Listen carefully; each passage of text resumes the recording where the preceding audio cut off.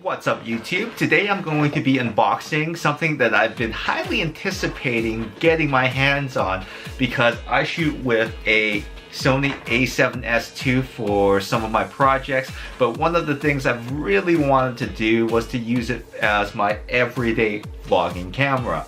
Now the problem with that is that it doesn't have a flip out screen, and I know that I can add an external monitor. In fact, I do have a Ninja Flame, but something like that is so cumbersome and heavy that it wouldn't be practical for me to put on the camera and get going.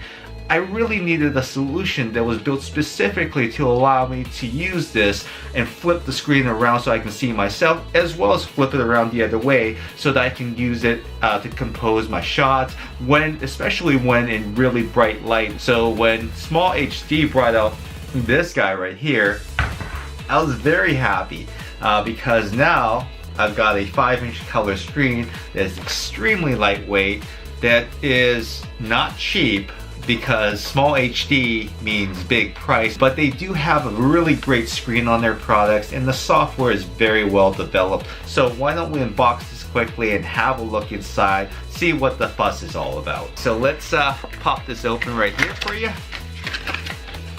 And inside immediately you get two boxes. One I believe has the monitor and one I believe has the accessories. Now I think that the top one's going to be the monitor box.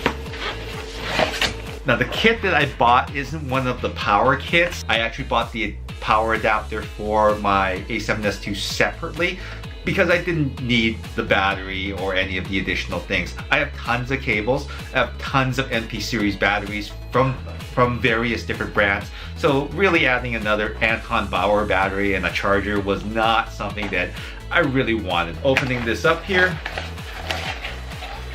you get a tray full of goodies here, and inside this tray you have some cables. Now this is one of the first very important cables that you'll need. This is a micro HDMI to micro HDMI cable, which allows you to plug this into the SmallHD focus monitor and back into the camera. You also get a HDMI full size to micro HDMI cable as well too. You get an HDMI extension, so if you needed to extend the HDMI cable, that this little tiny one right here, and you need something longer, you could attach your own to this and that would extend the length of that cable. You also get some clips. These clips actually fit into the grooves in the back of the monitor, which we'll see in 1 second, and this allows you to do your cable routing. You'll have a pull true with 2 Allen key bolts and an Allen key for you to install it, and the signature feature of the SmallHD Focus is of course the right angle bracket that basically allows you to put it on top of your camera and allows you to exact tension over here with this lever. Looks like some sort of a plastic bushing, so this is how it maintains tension.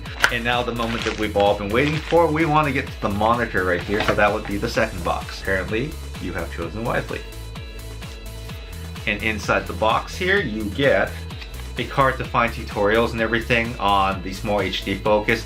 They've been doing a pretty good job putting out tutorials and things for this particular monitor, so good for them for at least helping the community find ways to use this product properly. Sometimes when you're just leaving it to people's devices, they end up being disappointed with the product because they just don't know how to apply and use it.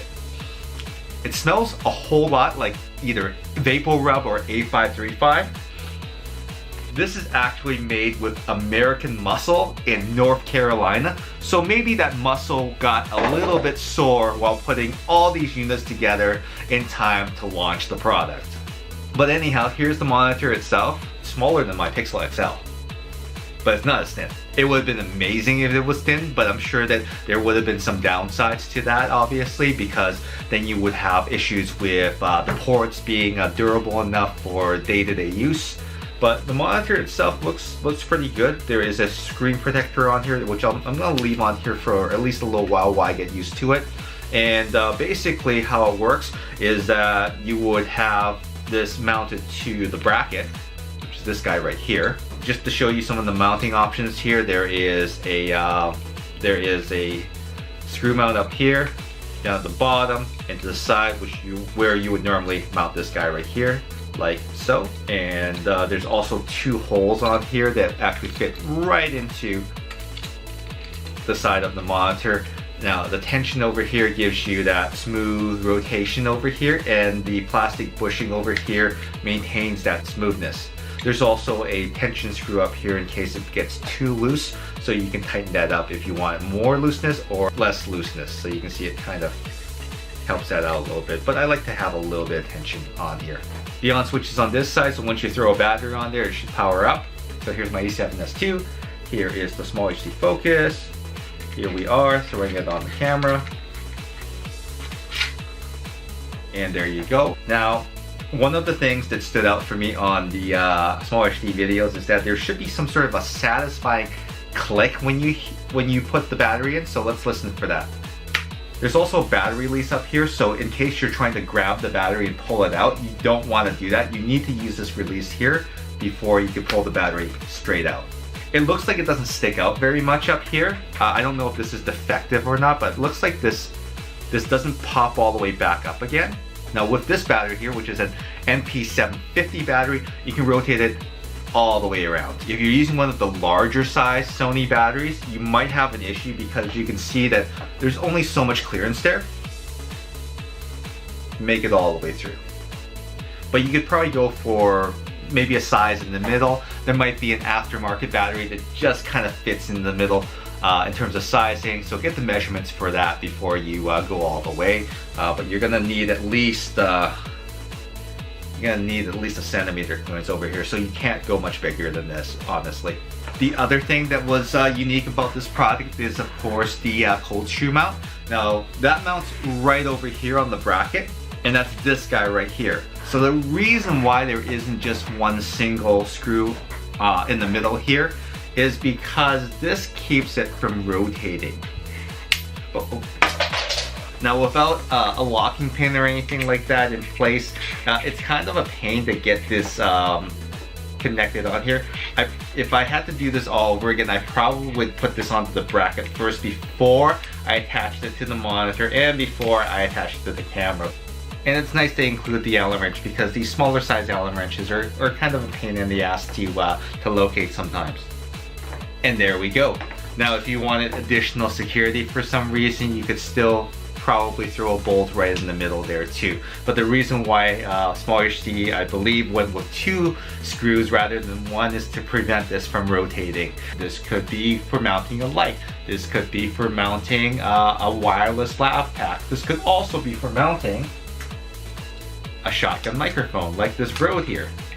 And this just gives enough distance from the mic to the microphone port on the A7S to reach. It's just long enough.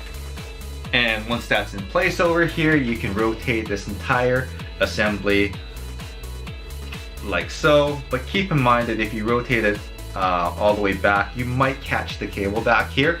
But I've found that taking the cable itself and mounting it underneath the L bracket keeps it out of the way pretty good. We just need to plug in the HDMI cable, and that is the easiest part here. As long as the HDMI is facing you and the monitor is facing you, you can just basically push into the channel up here and it should snap right in, like so. So that's secure. And the other end of the cable, of course, you know, goes into the HDMI output right here. Done. Now, there are some clips that are included here, and you can experiment on where you want these things to go. You can see these channels at the back here. That's where those clips go inside, so then you can just clip the cables in to keep them from flopping all over the place, which is really smart. So now that we have everything going, why don't we just power it on for a second and see how that looks. And look at that. Very cool. Wow, what a mess over there. Sorry for showing you that. I won't go through the settings in the monitor too much, but if you've used a SmallHD monitor before, you'll know that you can set up with the Swipe OS different pages.